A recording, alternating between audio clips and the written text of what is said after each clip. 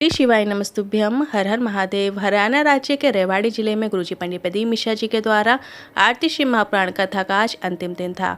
आज 23 मार्च 5वें दिन की कथा में गुरुजी ने नए उपायों की जानकारी दी है, जो कि इस प्रकार है। प्रदोष के दिन प्रदोष काल का एक नया उपाय गुरुजी ने बताया है। साथ ही प्रतिदिन प्रदोष काल में किए जाने वाले एक सरल आसान उपाय जो आप घर से कर सकते हैं, उस उपाय की जानकारी दी है। 24 मार्च महादेव की होली का महा उपाय बताया है और सीहोर के रुद्राक्ष का महत्व गुरुजी ने बताया है कि रोगों के साथ और किस चीज में आप उसका प्रयोग कर सकते हैं। 23 मार्च आरती शिव महापुराण कथा के 5वें दिन की कथा में गुरुजी ने कुल 10 उपायों की जानकारी दी है। सभी की जानकारी आपको इसी वीडियो के माध्यम से प्राप्त होने वाली है। किसी कारणवश यदि आपने आज की कथा नहीं सुन पाए हैं तो पूरी कथा का रास्ता तो आपको इस छोटे से वीडियो से प्राप्त होने वाला है। तो बढ़ते हैं आज की कथा की पहली जानकारी की ओर। कथा शुरू होते ही गुरुजी ने प्रदोष के दिन प्रदोष काल में किए जाने वाले एक अचूक उपाय की जानकारी देते हुए कहा, ठेला चला रहे हो, बहुत बेकार स्थिति चल रही हो, जीवन में कुछ अच्छा नहीं चल रहा हो, कर्जा बढ़ता चला जा रहा हो, तो गुरुजी ने सभी से इस उपाय को करने को कहा है। एक चावल का दाना प्रदोष के दिन प्रदोष काल में शंकर भगवान के शिवलिंग पर चढ़ा देना है। तो 3 से 4 प्रदोष में उसका कितना बड़ा ही कर्जा हो वो चूक जाता है। प्रदोष के दिन एक चावल का दाना चढ़ाने वाला कभी गरीब नहीं हो सकता, भिखारी नहीं हो सकता। आपको एक चावल का दाना पूर्ण लेना है। आप ध्यान से देखेंगे वो कहीं से भी खंडित नहीं होना चाहिए, पूरा एक साबुत चावल का दाना होना चाहिए। वो चावल का दाना आपको प्रदोष के दिन प्रदोष काल में समर्पित करना है। अब महीने में 2 प्रदोष आती हैं, एक शुक्ल पक्ष की प्रदोष आती है, एक कृष्ण पक्ष की प्रदोष आती है। तो दोनों ही प्रदोष में आप इस उपाय को कर सकते हैं। प्रदोष काल का समय क्या होता है? देखिए, प्रदोष काल का समय कोई निश्चित नहीं होता है कि 4 बजे प्रदोष काल होगा या 5 बजे प्रदोष काल होगा।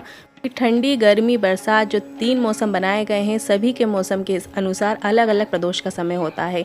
तो जैसे सूर्य ढल रहा होता है, सूर्य ढलने के 45 मिनट पहले का समय और 45 मिनट बाद तक का समय प्रदोष काल कहलाता है। तो आप ध्यान से देखेंगे, जो शाम हो रही होती है, हल्का अंधेरा भी रहता है, हल्का उजाला भी रहता है। तो बस उसी समय आपको शिवालय जाना है और शिवलिंग पे एक चावल का दाना आपको अपनी कामना करते हुए श्री शिवाय नमस्तुभ्यम बोलते हुए अर्पित कर देना है।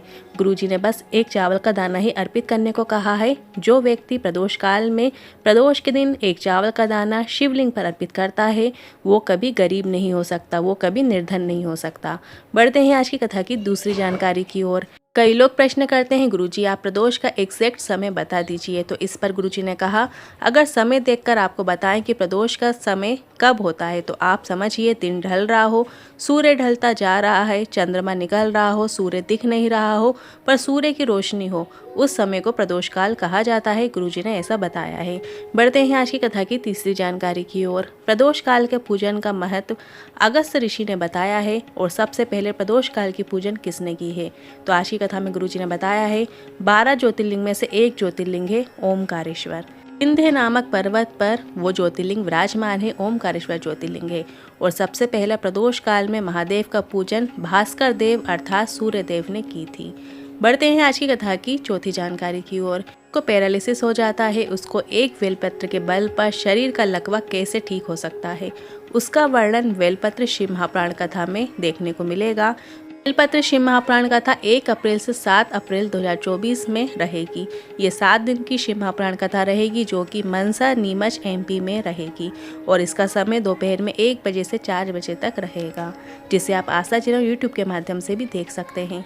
बढ़ते हैं आज की कथा की 5वीं जानकारी की ओर। ऐसा जरूरी नहीं कि सीहोर का रुद्राक्ष सिर्फ बीमारी के लिए लेना होता है कि आप कोई बीमार हैं, गंभीर बीमारी से ग्रसित हैं, तभी आपको सीहोर का रुद्राक्ष लेना है। गुरुजी ने कहा है रुद्राक्ष तो सभी को लेना है और हम निवेदन करेंगे जब सीहोर से रुद्राक्ष का वितरण शुरू होगा तब आप सीहोर जाकर फ्री में रुद्राक्ष प्राप्त कीजिएगा और उस रुद्राक्ष को एक लाल धागे में पिरोकर अपने गले में डाल लेना है और वो रुद्राक्ष जीवन में कभी भी आपको असफल नहीं होने देगा, आपको सफलता प्राप्त होती ही चली जाएगी। और जो कई लोग कहते हैं हम तुलसी की माला पहने हैं तो क्या हम रुद्राक्ष पहन सकते हैं? तो गुरुजी ने कहा है आप तुलसी की माला के साथ रुद्राक्ष पहन सकते हैं और रुद्राक्ष स्त्री पुरुष बच्चे बुजुर्ग सभी पहन सकते हैं।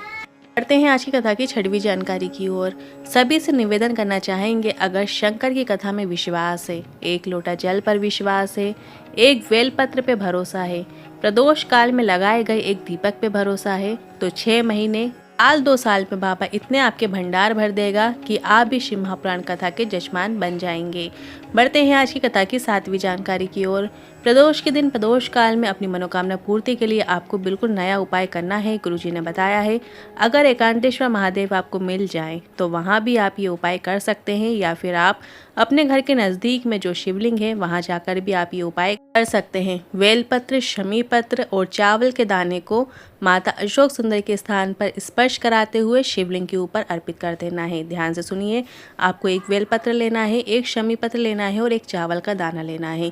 इन तीनों चीज़ों को आप अपने सीधे हाथ में रखिएगा और इसके बाद आपको माता अशोक सुंदर के स्थान पर स्पर्श करा लीजिए। तीनों को एक साथ स्पर्श कराते हुए आपको वो बेलपत्र, शमीपत्र और चावल के दाने को शिवलिंग के ऊपर अर्पित कर देना है। जब आप बेलपत्र को और शमीपत्र को शिवलिंग के ऊपर अर्पित करेंगे तो जो बेलपत्र की डंडी है वो जलाधारी की ओर होना चाहिए, उसी तरीके से शमीपत्र की भी डंडी जलाधारी की ओर होना चाहिए और आप चावल का दाना उसके ऊपर अर्पित कर दें। इस तरीके से आपको ये तीनों चीज़ें अर्पित करना है, आपकी मनोकामना निश्चित पूर्ण होगी। आप बस प्रदोष के दिन प्रदोष काल में इस उपाय को करना है। आपकी कामना बोलते हुए श्री शिवाय नमस्तुभ्यम बोलते हुए इस उपाय को कीजिएगा। बढ़ते हैं आज की कथा की 8वीं जानकारी की ओर। प्रदोष काल रोज़ आता है। आपको प्रदोष के दिन का भी इंतज़ार करने की ज़रूरत नहीं है कि प्रदोष का दिन आएगा तभी आप कोई उपाय करें। प्रदोष काल तो रोज़ ही आता है। जिन्हें कहा है प्रत्येक दिन शाम को भी अगर आप एक बेलपत्र भोलेनाथ को अर्पित कर रहे हैं, एक दीपक भोलेनाथ के शिवालय में जाकर लगा रहे हैं, तो भी भोलेनाथ की कृपा आपको प्राप्त होती है। प्रदोष काल के समय किया गया नाम जप कभी खाली नहीं जाता है। बढ़ते हैं आज की कथा की 9वीं जानकारी की ओर। महादेव की होली महा उपाय। 24 मार्च के दिन तो होलिका दहन है और 25 मार्च से लेकर 30 मार्च के बीच कभी भी आप इस उपाय को कर सकते हैं। महादेव की होली खेल सकते हैं। तो आपको एक कलश जल लेना है और एक कलश जल के अंदर या तो आप लाल चंदन मिला लीजिए या अष्टगंध चंदन मिला लीजिए या फिर गुलाल डाल लीजिए या फिर केसर डाल दीजिए। मतलब आपको उस पानी का कलर चेंज करना है, उस शिवालय जाना है और शिवलिंग पर वो जल आपको अर्पित कर देना है। शिवाय नमस्तुभ्यम बोलते हुए धीमी धीमी धार से आपको वो जल समर्पित कर देना है। इसके बाद वो जल आपको थोड़ा सा जल कलश के अंदर छेल लेना है। अर्पित किया हुआ जल थोड़ा सा प्राप्त करके अपने घर आना है और घर में प्रवेश करने से पहले घर के मुख्य द्वार के बीचों बीच उस जल का छिंटन कर देना है और उसका रंग नहीं जाना चाहिए। वैसे तो तुम्हारी जिंदगी का भी कलर महादेव बदल कर ही रहेंगे। इसके साथ ही उस जल का छिंटन आपको अपने स्वयं के ऊपर करना है और अपने घर के लोगों के ऊपर भी करना है, ताकि आपके साथ साथ आपके पूरे परिवार का कल्याण हो सके। इस तरीके से आपको महादेव की होली खेलना है। करते हैं आज की कथा की 10वीं जानकारी की ओर। आज की कथा में गुरुजी ने अपनी आगामी कथाओं का वर्णन करते हुए बताया कि 1 अप्रैल से 7 अप्रैल तक नीमच मनसा एमपी में बेलपत्र शिव महापुराण कथा रहेगी, जिसका समय दोपहर में 1 बजे से 4 बजे तक रहेगा, जिसे आप आशा चैनल यूट्यूब के माध्यम से देख सकते हैं। और इसके बाद गुरुजी की जो अगली कथा है वो 11 अप्रैल से 15 अप्रैल तक रहेगी। ये कथा बिलासपुर छत्तीसगढ़ में रहने वाली है।